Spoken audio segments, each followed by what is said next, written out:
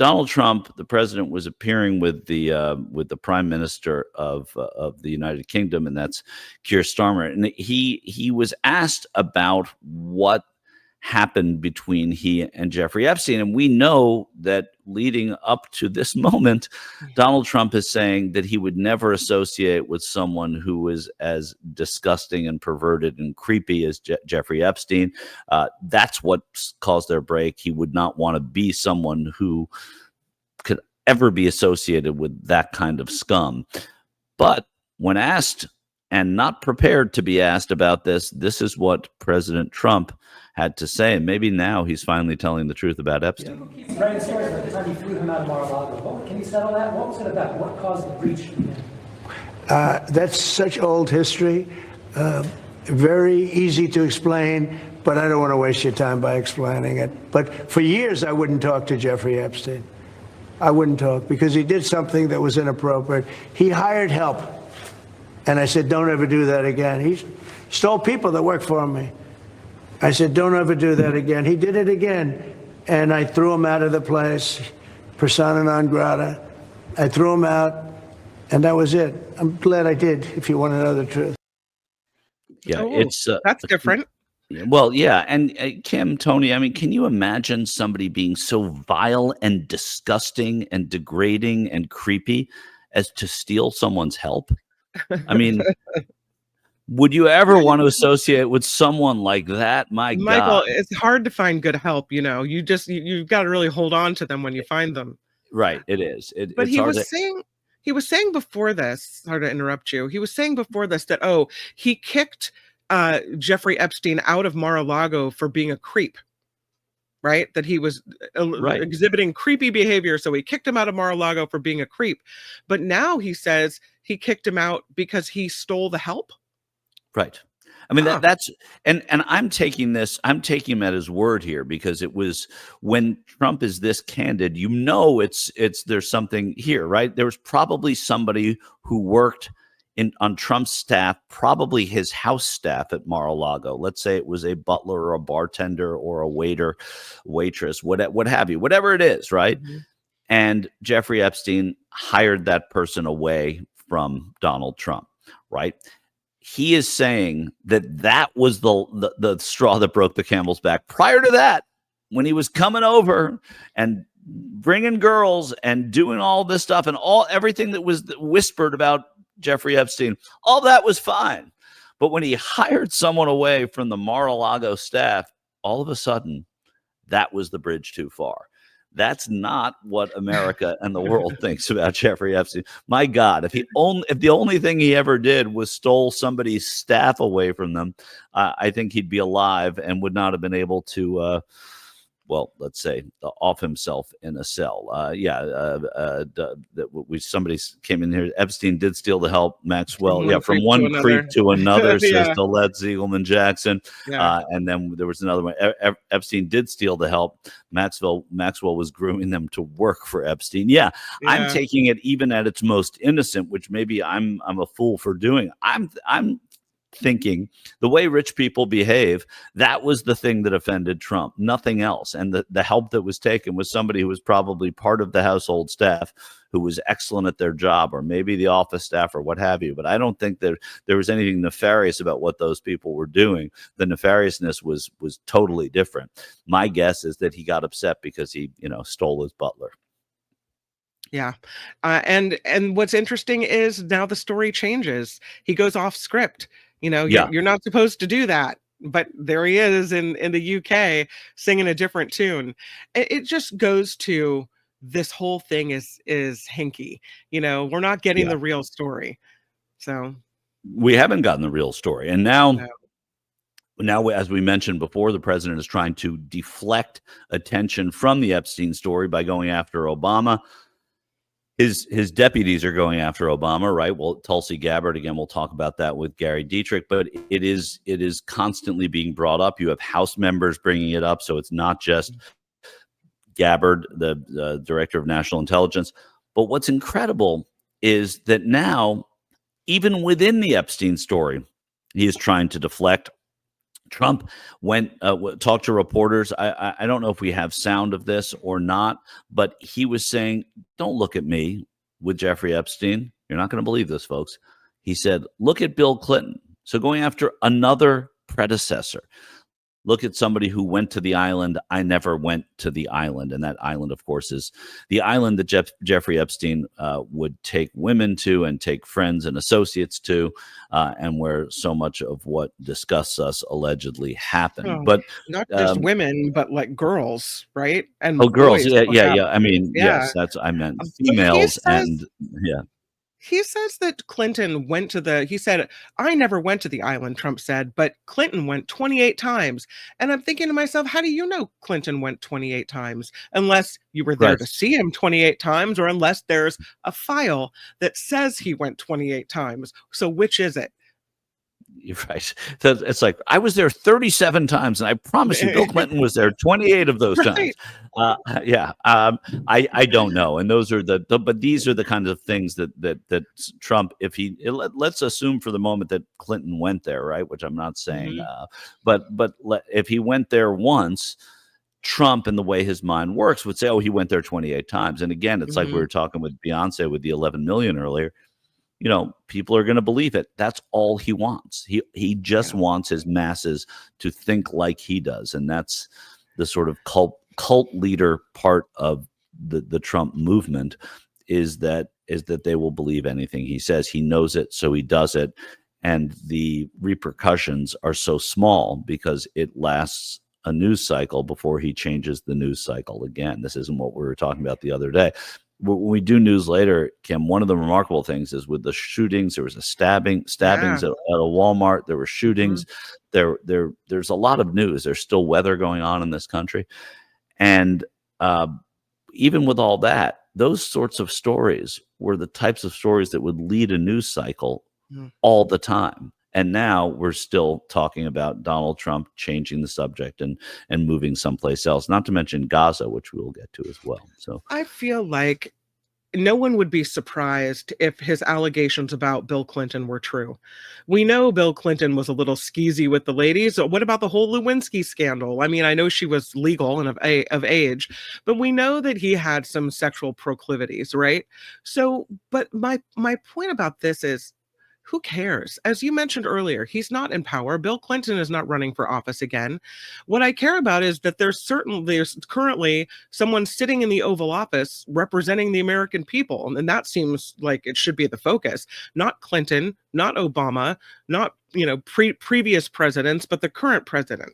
So he can try to kick the can over to whomever, but I don't think it really takes the focus off of himself. He's the current president. yeah, there's no question. Look, and it's not a defense of anybody else, but it's really about the tactic, right? It's about going after Clinton and Obama. It's about keeping the divide, keeping the wall up between two sides of the country, and the fact that nothing can be bipartisan. Everything has to be made partisan, even when there is not something that is partisan within a story. They make it partisan, right? And again, I keep teasing things that we're going to talk about later in the show, but the National Governors Association is losing a couple of members because they are also looking for partisanship rather than bipartisanship.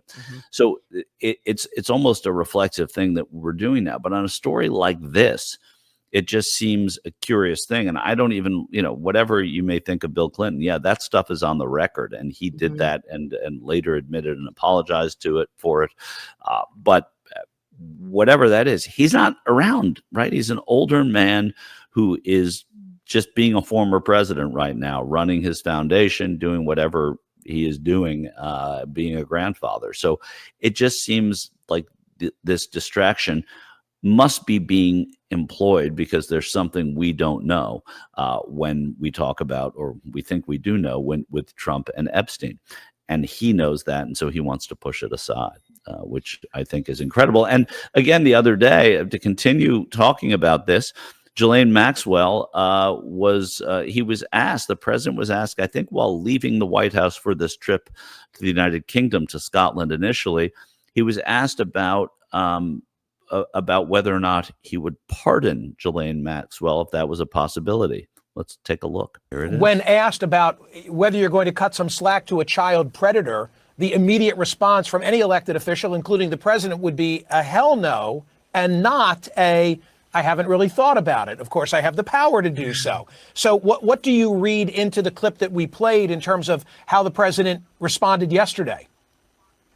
Yeah, it's the easiest question in human history that our colleague Kevin Liptak asked. A great question. It's, are you kidding me? A pardon for the single worst, or number 2 after Jeffrey Epstein, worst child sex trafficker in modern history? Absolutely not. No. Instead, we get the haven't thought about it. I have the right. He's right. He has the right. And look, Michael, there's a history here. I mean, Donald Trump is a habitual pardon dangler. You can go back and look at the clips of him saying almost word for word the exact same thing about Paul Manafort, Michael Flynn, Roger Stone, right? I don't know. I haven't thought about it. And what did he do? He pardoned them all. Now, it's still hard for me to believe that Donald Trump will actually pardon or commute Ghislaine Maxwell for similar reasons that we talk about. But other people who I know who are closer to Donald Trump and who have worked with him in the past say it could well happen. So I'm not going to bet either way on that. But boy, that's hard to imagine, isn't it? Yeah. Well, hard to imagine until you see it in action, as Ellie Honig just said. I mean, you know, all we have to do is think about January 6th, which some people may think wasn't as bad as what Ghislaine Maxwell did, and that can be argued, I guess, but it was disgusting.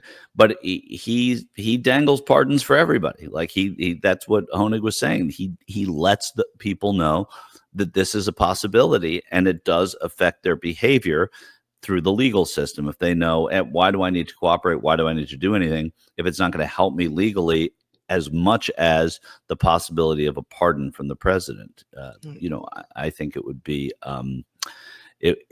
it would be a horrendous thing to do. And I don't know what the political advantages would be, because if you did it, you were essentially sort of saying to the part of your base that that is already upset with you over Epstein that you don't care about that, and therefore you don't care about them.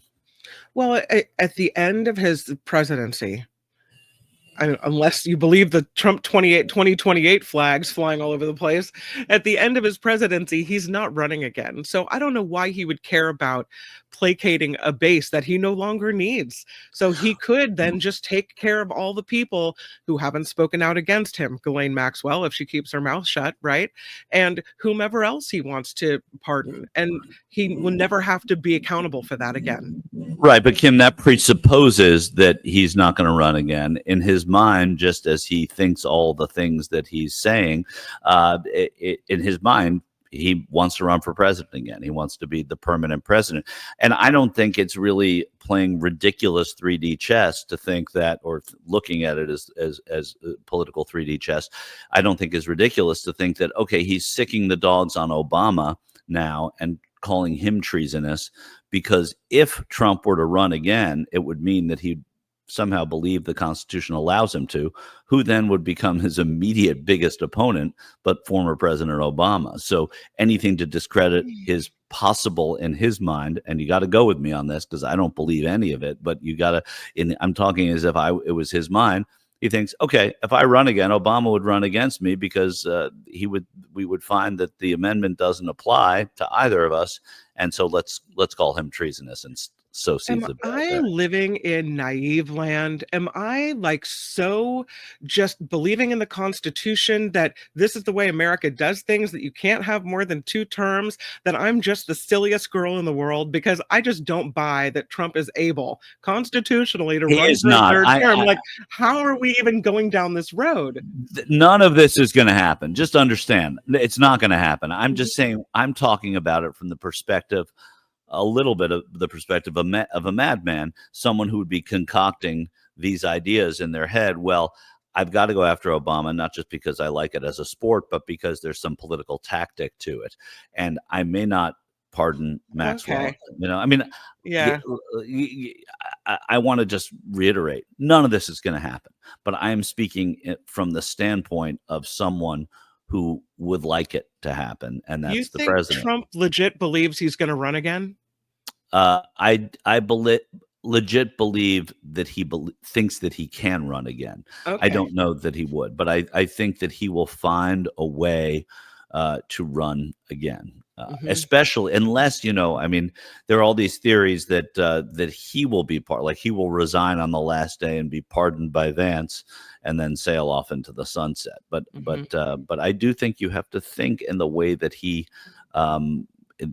thinks, and sometimes in order to understand this stuff, God forbid everybody thinks the way he thinks, but I'm just saying in terms of the way you ought to perhaps imagine things is I guess what it is. Yeah. You're good at jumping into that weird brain of his. I don't know. I've been around it for a minute. And then, this is a story. Well, I think I want to talk a little bit with Gary Dietrich about when he joins us about Epstein as well, because there are some political, and now you have the House, who is the House is in recess, but you have Mike Johnson, the Speaker, saying that, that with the pardon for Ghislaine Maxwell that we just talked about, he says it would give him great pause. But I want to talk about that with Gary, because it speaks a little bit to what we just heard from Ellie Honig. Ordinarily, a speaker would say, absolutely not, that disgusts me, that's horrible. But the fear and the devotion at the same time that they have for Trump is a big part of this conversation. And the way that the speaker, and I would say, when you look at the other Republican speakers that we've had recently, has done it to much better effect. He has a Republican Senate, which helps. They've got his back. But I think Mike Johnson, in terms of just as a Speaker of the House, a Republican Speaker of the House, has done a good job in that job. Not that I like what he's done at all or how he's done it, but he's managed his way through this, I guess is the best way to say it. And so that's why I found it so interesting what his reaction was to that. To the pause. He said it would give him pause. Yeah, right? It would give him pause. And it would give you pause? Well, that's exactly what I'm saying. Yeah. Until it happens, and then all of a sudden it'll be fine. Right. Because that's the way Mike Johnson operates. Yeah. He never really commits fully to anything, never really takes a stand until all of a sudden, then he has to, because he has to get behind Trump. And then all of a sudden, the wiffle-waffling, the wishy-washy thing is over, and then he's on board. Right. I think that's also, and I sound like a bit of a Johnson backer here. Let's be clear. But I think that's part of the job of the speaker, is you do have to appeal to lots of, not just within your own party. For Republicans, that's changed. It used to be a lot easier for Republicans to appeal to everybody than it is now in the House. But Johnson has a little bit of juggling and shuffling to do because of the Freedom Caucus, and he's brought them along. And now he has Thomas Massie, who is really still upset about Epstein and has some backers with him. And so I think that I think that Johnson with this stuff has a more difficult job. But what isn't difficult is to say, no, we should not pardon a child sex trafficker. Right. And I think that kind of stuff, it could come back to have ramifications for Johnson. Maybe not for the president, but for the people who support him. No, I'm looking at a guy like Mike Johnson, who says he is religious, who's, by all accounts, the biggest holy roller that there ever was. And how he could just be so bland about, it gives me pause to think about pardoning a child sex trafficker.